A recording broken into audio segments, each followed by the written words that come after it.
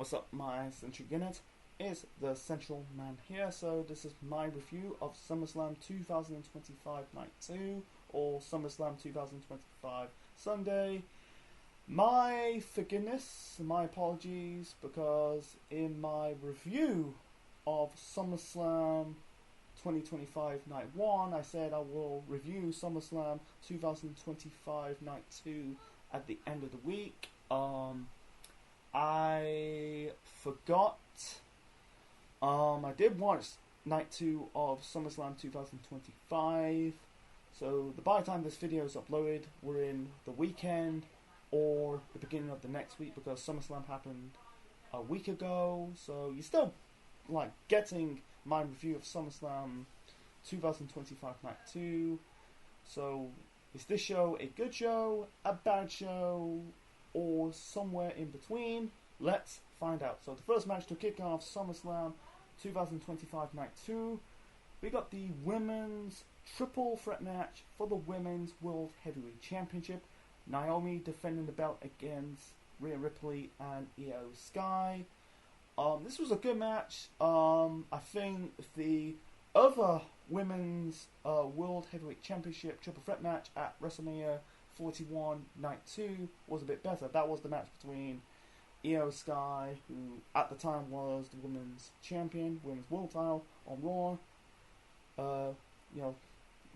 Took on Rhea Ripley and Bianca Belair. But anyway, so I want to keep it short and simple of the matches, trying to keep it like, make it about 25-30 minutes tops. But anyway, yeah, like I said, it was a good match. Everyone had their moments. One moment of the match, it was Naomi and Io Sky. You had Naomi scratching Io's back. She hit her with the it was a punk kick in the top rope, and then I think she hit her with the X Factor, and then biting Rhea's thumb at not ringside, but near the ring apron. She hit Rhea with I don't know what it's called. I think it was like a face planter onto the middle rope. I don't know how to pronounce it. I don't know what it's called. It's basically Naomi placed her opponent's face onto her crutch and did a face planter on the middle rope. Yeah, hit Rhea with the face buster. You had Rhea and Io continuing their rivalry. Going in. They kind of going into starting in the spring when Rhea. It was February when Rhea just dropped the. When Rhea dropped the women's world title to Io. It continued into the summer, and then they fought Evolution the previous month when Naomi cashed in the briefcase, becoming Women's World Champion on Raw. Anyway, Rhea's hitting. I think he hit two face. It looks like executional face planter or buster. I think one on Naomi, one on Io Sky. She hit Io with the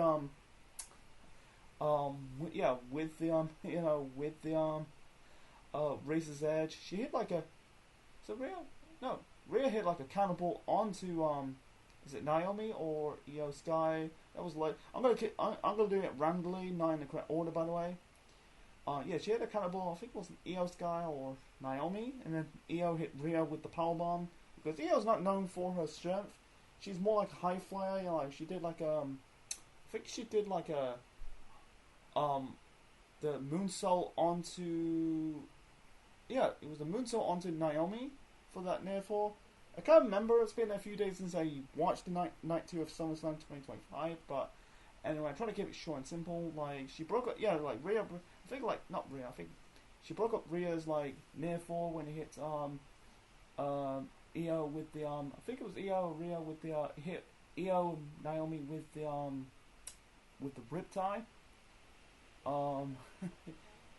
Anyway, I'm trying to keep it short and simple. Like I said, I don't really remember. I don't go around doing move by move. I'm not this type of wrestling analysis, something like that. But anyway, she hit yeah, she hit the a super riptide off the top rope, and then Naomi pins Rhea for the win. So my apologies, like remember I can't remember the full match move by move. I got, like I said, if you don't know me, I got a little bit of learning difficulties. Sometimes I kind of forget sometimes, but besides that, it was a good match. It was like I think the previous women's triple threat match at Mania 41 was a bit better than this match at SummerSlam. I think it was good. I think this was Naomi's first test as the women's world champion on Raw. I think she did pass with flying colours. She had a good entrance. Her dad playing his electric guitar. Playing her. I think it's her theme music. I like it. I like Naomi's gimmick at this time with the caution tape. I think what's next. For her. There was speculations that she's going to face Stephanie Falcone at Clash in Paris at the end of the month. I wish they'd just done it in September instead of spread it out a bit, but who knows? It's just what I know, but I don't know. I think with Rhea, man, I think Rhea needs to get away from the women's title picture. She's been in the women's title picture for 2 years, ever since she won the women's world title, or not the women's title, the SmackDown women's title. That would become the women's world title, 2 years ago. And then ever since, she fake it due to injury, had the long road, feuding with Liv Morgan, won the title back, dropped it to EO, once again chasing the title. I think she needs to move away from that. She might win the title in October when Super Showdown in her own country. Who knows? But I don't know. I think Rhea's time in the world's title picture is over for the time being. So I don't know, but I think it was good. Kick out finishes. Yeah. There's once. I think I forgot to mention this in one spot. Naomi hit the I think it was a full Nelson bomb onto Io Sky, and then I think there was one spot she did a move off the top rope, I think, and then Io hit the moonsault off the top rope, and Naomi got out of the way the last minute. That was earlier in the match, but yeah, it was a good match. It was a good way to kick off the show. So let's move on to the next match. So the next match we got we got the TLC match. I think it was an 8-man TLC 8-man tag team TLC match. So the competitors in this match, we got the White Six. They are the champions, Joe Gacy and Dexter Lumis.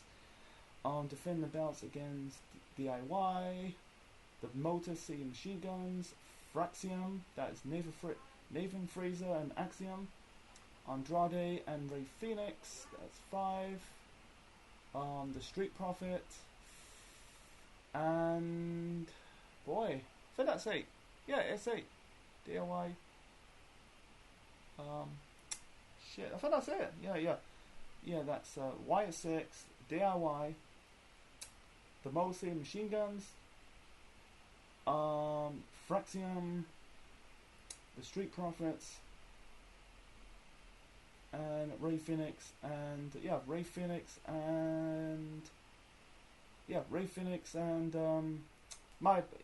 Andrade. Sorry, my apologies. So I think it's 8-man.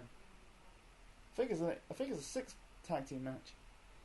Anyway, so yeah, not an all-time classic. I've been doing a TLC match on the show was good because this month marks the 25th anniversary of the first TLC match.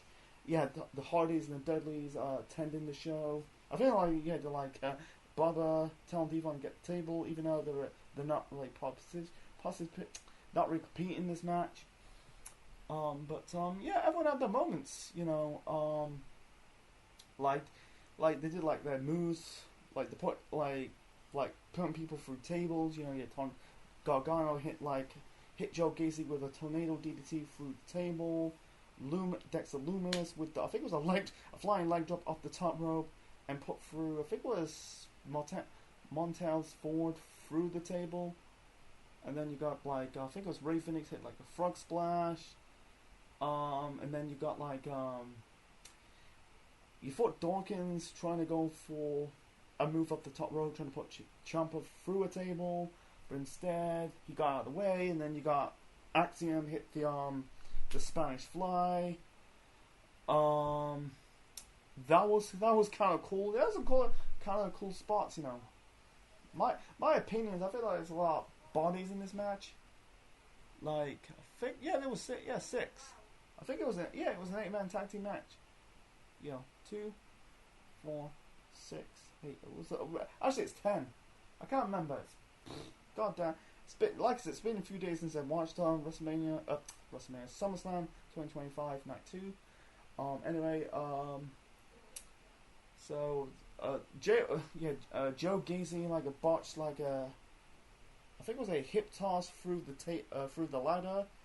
You know, they had the Street Profits like trying to hit Gacy with the hip toss or back body drop, but he completely missed that. They tried it again. This time went through the ladder. The women got involved. You know, B-Fab, Nikki Cross, aka Sister, what's it called, Abby the Witch, and you know Candice LeRae. Candice took the biggest bump in this match. You know, she was going to help DIY, Ciampa, and Gargano to win the tag team titles, but instead, DIY trying to like block off every competitors in this match to get in the ring. I think it was Ford accidentally. I think he punched or kicked Ciampa, and Ciampa kind of like accidentally knocks the ladder with Candice's like standing on that ladder, and then Candice took that spill and crashed through another ladder onto between the announce table and the ring apron. It looks safe and soft, you know, and the announcer's selling like Candice LeRae's killed, but she left, you know, that was cool. And then it's funny, like minutes later, you know, you had, I think there was one spot, I think it's referencing TLC 2 between, you know, like you had like the spot when, you know, Edge speared Jeff Hardy off the ladder.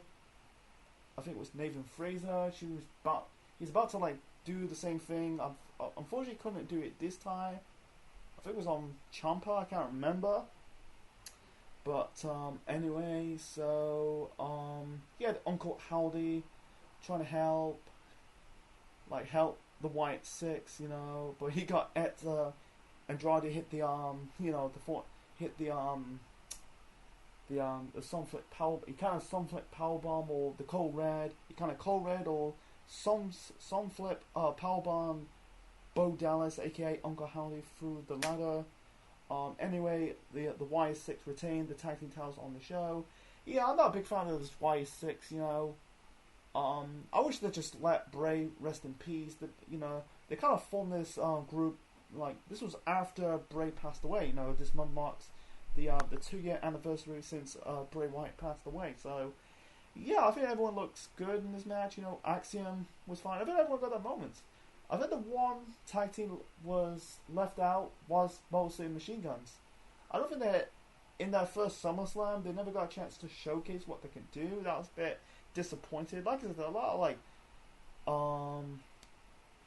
there are a lot of like too many people in it. But what I know, but besides that, I think this is match of the night.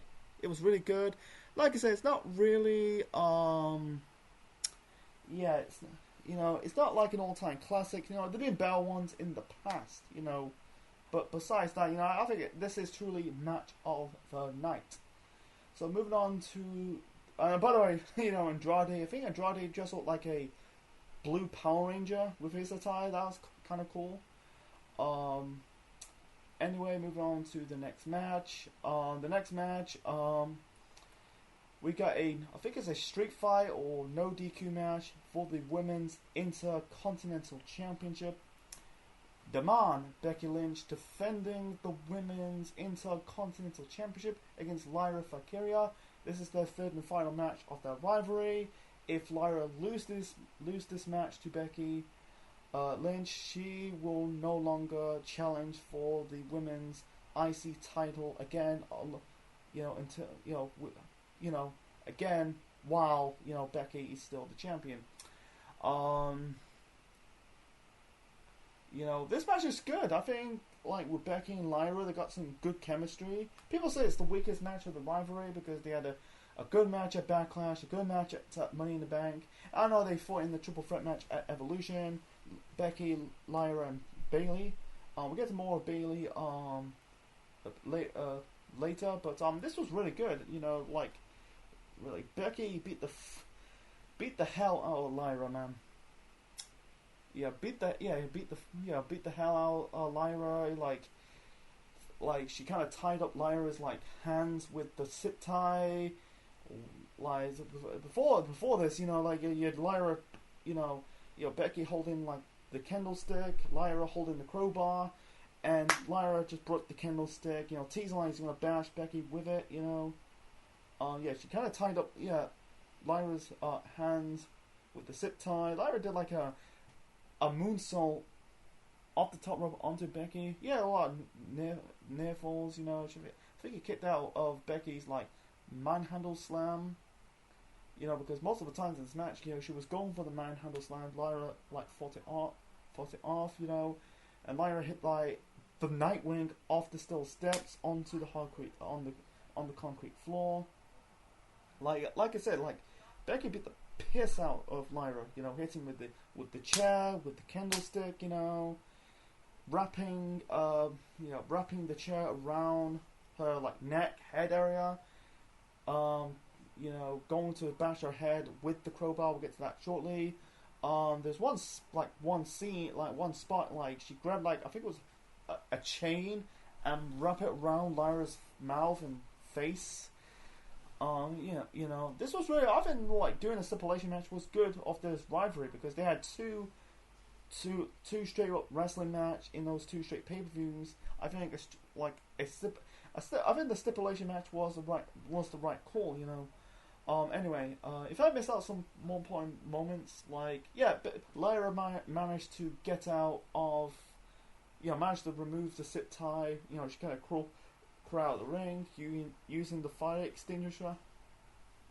Like I said, Becky kind of like slamming Lyra's like head or neck, wrapped the chair, and I think it rammed her near the ring post, something like that, or the announce desk.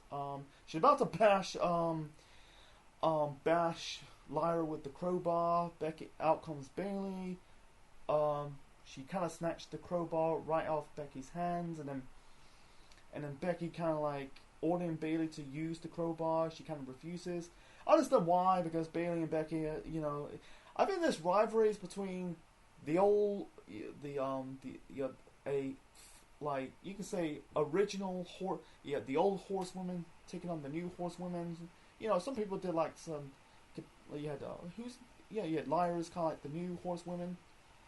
I don't know why they compared Becky to Lyra because I don't understand why they're both Irish. That's it. But I think who's in that new horsewomen group? You got Julia, Stephanie Falquer, Lyra Valkyria. I think Roxanne Perez. I might be wrong about this. But anyway, so yeah, Bayley kind of cost Lyra the match. She was supposed to like sucker punch Becky. I think it was the chain. I think it was the chain. I don't know. Yeah, it was the chain. She trying to sucker punch Becky, but instead accidentally hit Lyra, and Becky hit the manhandle suplex or the manhandle slam. I think it on the chair. I think to win this match and retain the women's IC title. And Lyra's last chance of regaining the title is no more until Becky drops the belt. So, I think it was a good blow off to the. I think people say, I think it's a good blow off to their rivalry. And by time this, by time this review is recorded, Becky's likely moving on to her next rivalry as the women's IC champion was. It will be against Nikki Bella. It's likely they're going to fight at the Class and Power show later this month. What's next? What's the stipulation with Lyra Valkyria? She's not, she was the first women IC champion in the start of the year. dropped the IC title to Becky in June, and now she's just lost the last chance match against Becky on this show. Are they gonna do this rivalry between Lyra and Bayley? Maybe. I don't know, but it's time will tell. So, and also Becky Lynch came out with new theme music. I think it came out. It's like in her entrances when the men's come around. Yeah, that's the main. I think it's the main lyric. I think it's the main lyric from that Johnny Cash song, when the men's come around. It's a good thing. It's a good theme music, you know.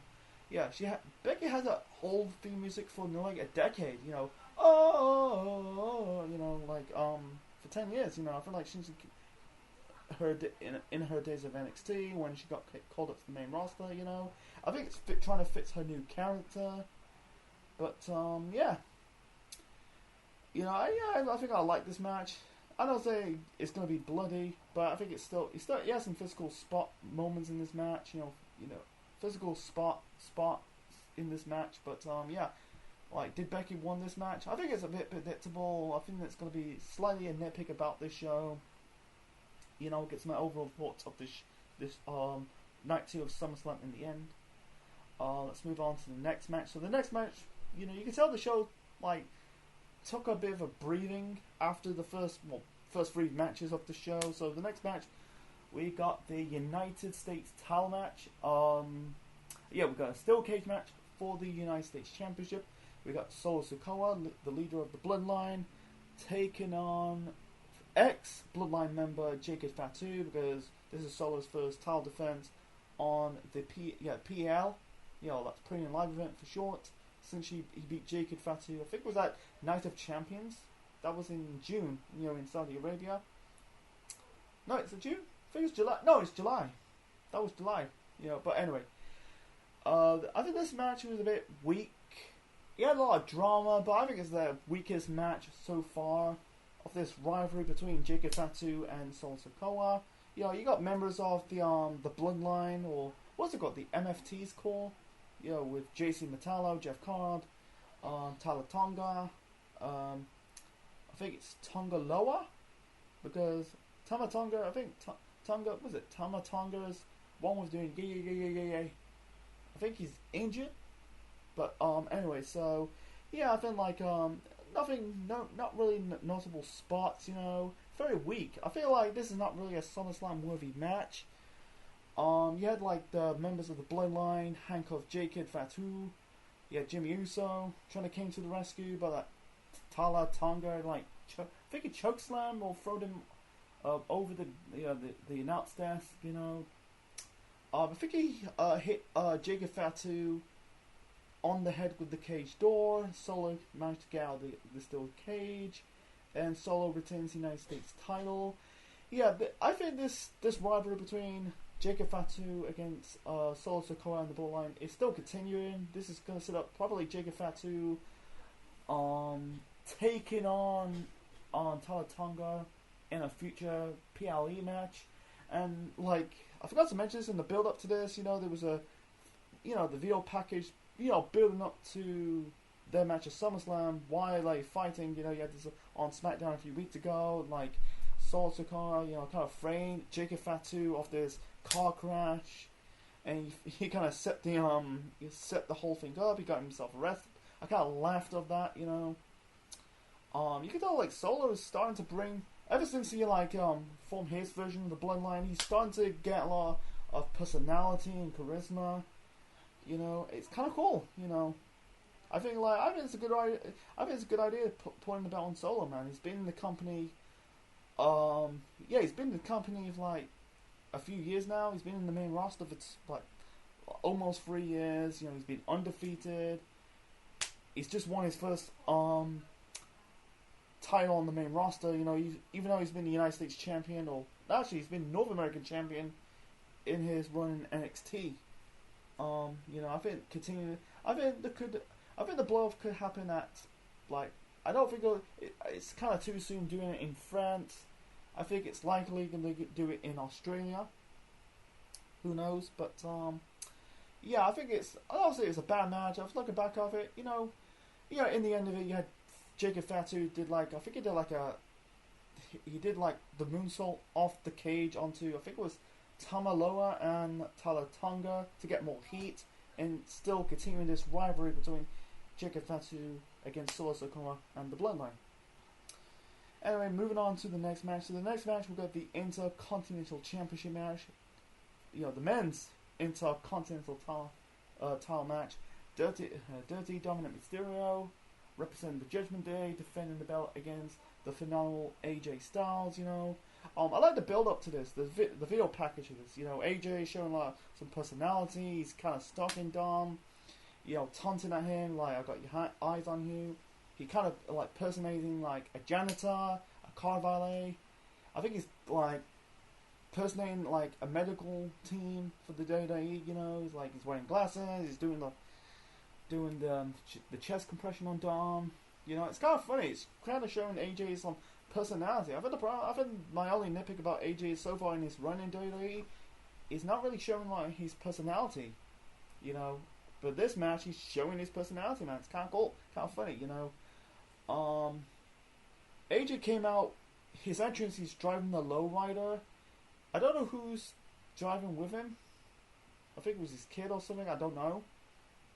He's wearing Eddie Guerrero Aspire tights, you know, with the Latino heat tights, you know. It's a good pay tribute to Eddie, you know. It's funny that, you know, 20 years ago, you know, Dom made his appearance on WWE programming 20 years ago, you know, during, you know, Ray's feud with Eddie. You know, it's been, because by the time this November marks the 20th anniversary of Eddie's death. You know, it's a good pay tribute. But anyway, so this match, it was a good match, but not a great match. You know, yeah, the fans were chanting "Dirty Dom, AJ Styles." You can tell like Dom's starting to get some like cheers. You know, for the last ever since he joined the Judgment Day, he's getting booed out of the building. Every time he's trying to cut a promo, the fans boo. You can tell he's starting to get some fan support, you know. Nothing much to talk about. I feel like he did like, I think it was a springboard splash off the top rope onto the floor. He was going for like the Three Amigos, AJ. Yeah, AJ countered with the Brainbuster, you know. Not really. AJ's matches starting to decline a little bit, you know. Yeah, even though I think AJ is starting to like getting older, you know, he's pushing, you know, he's nearly, you know, he's what, 48. He's in his late 40s now, you know. You know, but don't think I think did he hit the phenomenal forearm or trying to hit the phenomenal forearm? I think he hit like the 450. I think he hit like the springboard 450. I think Don got his legs up. Can't remember. You know, it's a bit. I think this match was a little bit forgettable. You know, the ending was kind of creative. Like, I think it's an homage of Eddie. This is like during Eddie's match against Kurt Angle at WrestleMania 20. You know, with the boots. You know, like he kind of like unzip his boots. You know, AJ was going for the actually, there's one spot. I remember that there was one spot. You know, they're playing possum. You know, Don playing at like picking something from Eddie's like rule book. You know, playing on Eddie's book. You know, like the possum stuff. Like he kind of, you know, I think he kind of threw the chair. He's playing possum. It looked like AJ hit him with the chair, and then AJ kind of like countered that. You know, like putting the chair around his head. That was kind of cool. That was funny. And then in the end, like I said, Dom kind of like removed his boot. And AJ locking the calf crusher. His boot came off, and then Dom whacked AJ with the boot while the referee's not looking to retain the IC title. Yeah, I think Dom needed like a top. He needs like a top performance. He needs like a top showcase match. I'm not convinced Dom as a character. Cool, but I think he's got that Eddie Guerrero vibe. He's got the hairs, even though he's related to Eddie Guerrero. I think he's his uncle. You know, he's got the hairstyle, the mustache.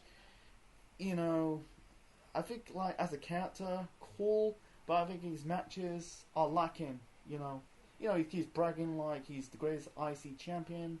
He's got a long way to go. For AJ, I really want to see AJ winning the IC title, man. Like AJ with that charisma, leading up to this. I don't think this rivalry between him and Don is over yet. I can see they're gonna have a match probably at Clash in Paris. You know, maybe the show in Saudi Arabia. Oh, not Saudi Arabia. The show in Australia. They're doing Super Showdown in Australia instead of Saudi Arabia. So it's a damn shame, man. But so it's just it's a decent match, but it could be a lot better. You know, he has some fun moments, but I feel like a match.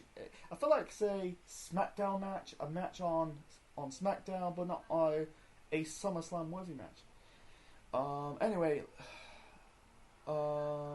let's move on to the main event. So the main event, we got the street fight for the undisputed WWE Championship. John Cena, the record-breaking 17-time champion, defending the belt against Cody Rhodes. This is their rematch from WrestleMania 41 Night 2 a few months ago.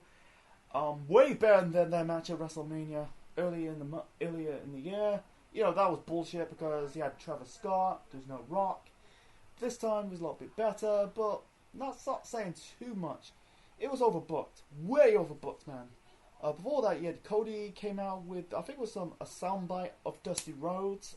I'm trying to remember it. I think it's like when you leave behind, when there is no leader, the words gonna leave behind you. I can't remember what he say. Go look it up. If you got Netflix, go watch it. You know, I'm not gonna. But it is a good pay homage for Dusty Rhodes because this year, I think it was is it June? He died in June. I think it's June or July. I think it was June that Dusty passed away. You know, it's been a decade since Dusty passed away. It's a good tribute. Anyway, so yeah, let's go to this match. This match was good, but this is a finisher fest, man. You know, Cena and Cody hitting their finishers. You know, the AA and the Crossroads. You know, they kind of capitalize on the street fight stipulation. You know, I think to me personally, in my opinion, I think the women's street fight early in the show was a bit better than the men's. That's just me, but the problem because my nitpick about this was too many finisher kicking outs. You know, like Cody kicked out like Cena hit like how many? I don't know how many like AAs he hit. I think it was about 8. Like he did like there was one spot like they went through the elevator lift on the ramp and they just hit Cody with the AA onto the ramp. They fought in the crowd. They used the barricade. I think they kind of Irish whipped the barricade. Yeah, they had a bit of a sword fight with the chairs. You know, but it was a bit overbooked in my opinion. Like, anyway, so, I think kicked. Like they used the spot with the you know, I think Cody undo the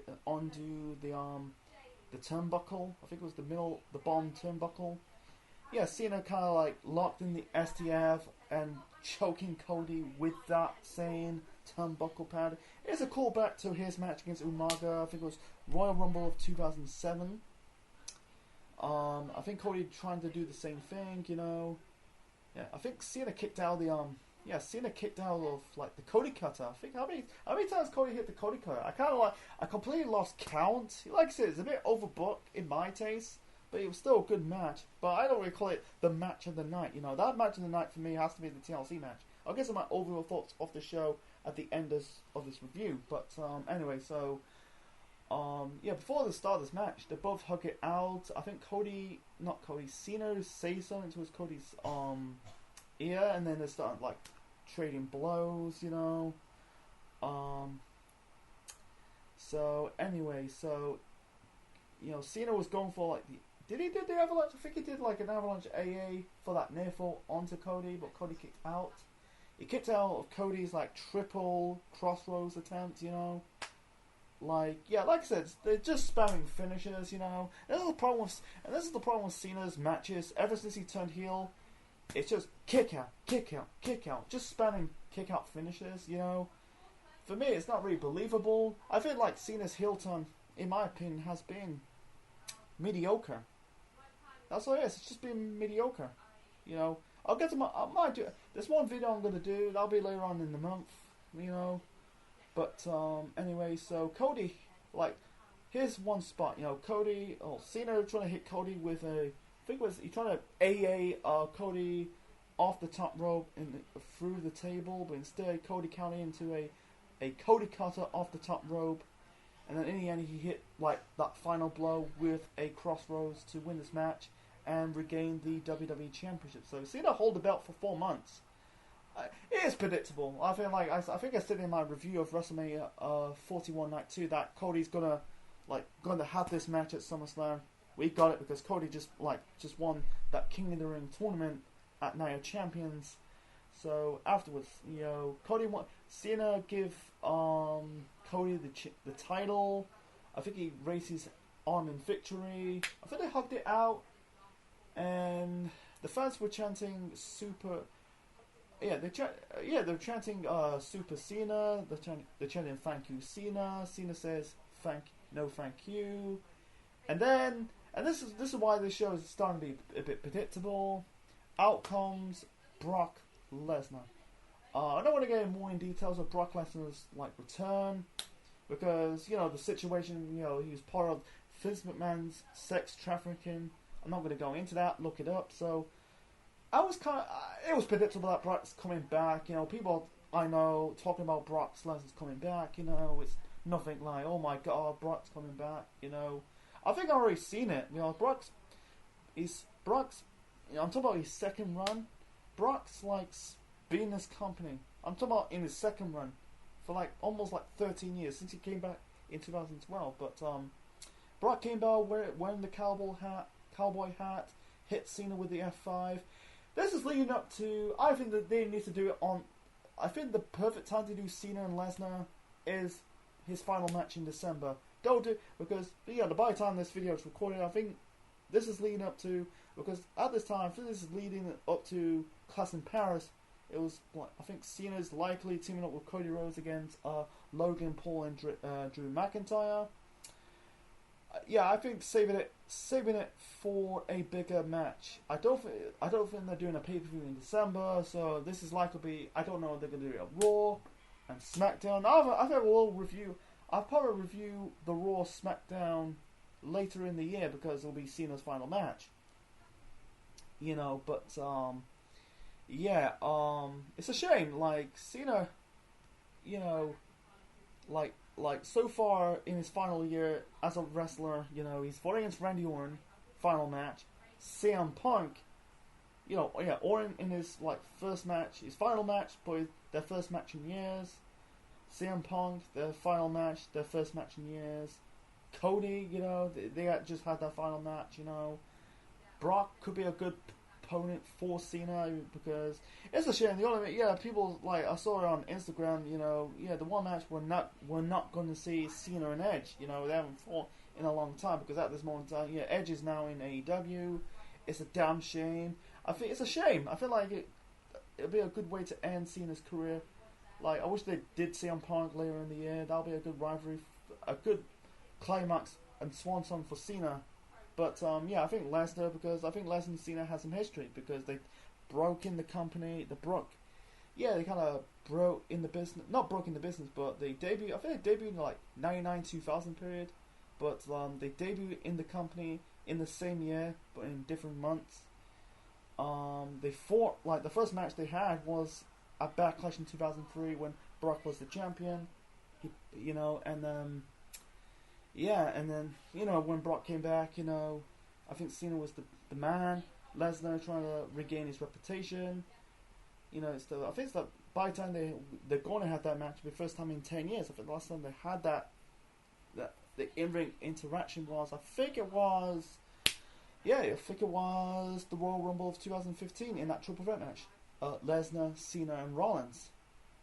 I don't know. We've got a long way to go until December, but the Brock Lesnar thing. Yeah, I knew Lesnar's coming back. You know, it's funny. Every time Lesnar coming back, he's F-ing. You know, when he first came back, you know, in 2012, he F5 Cena. And when he came back in 2021, F-ing Roman Reigns after his match against John Cena. Now he's F-ing Cena again after his match against Cody Rhodes. yeah, but I'm really getting sick of Lesnar. But I don't know. I don't want to get into details of it. You know, yeah, it's kind of fine. Yeah, it's kind of fine. Have Lesnar and SummerSlam 2025 and set up like Cena Lesnar down the. So my overall rating of SummerSlam 2025 Night 2 is an 8 out of 10.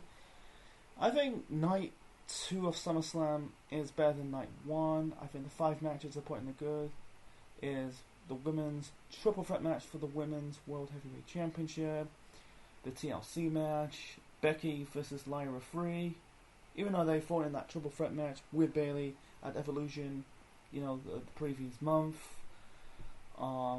Dirty Dom versus AJ Styles for the men's Intercontinental Championship. And the main event, you know, is fun as well, even though it was a bit overbooked.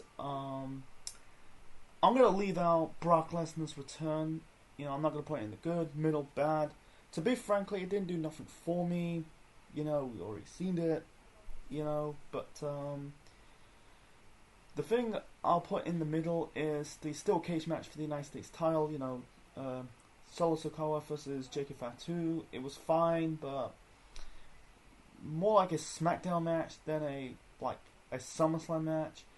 The only nitpick I put in the bad for me is a bit predictable for this show. You know, it's just, I don't know what the reason, but I feel like it's just some predictability in the air. Maybe Night 1 and Night 2 got a little bit too predictable, but it's just whatever. So, yeah, you know, I think SummerSlam overall of the 2 nights it was a good SummerSlam show, but not like an all-time classic. You know, it's not. You know, we'll see. You know, in the next 10 or 20 years. So, what's your thoughts on SummerSlam 2025 Night 2? Please leave your thoughts in the comment section below. Smash that button, click the like, click the bell, subscribe to the Central Man Network on YouTube, be part of the Central Unit for more wrestling videos and more. And this is the Central Man officially signing out. Check you later.